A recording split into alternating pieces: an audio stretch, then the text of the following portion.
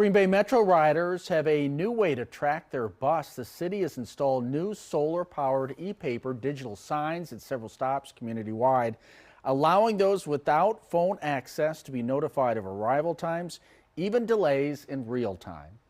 They do have paper forms, which is called route guides. It guides you to wherever you need to go. So they're just estimated time frames, but it's really nice to have the real live time. Riders can also track their route from the new interactive kiosk located in the transit center.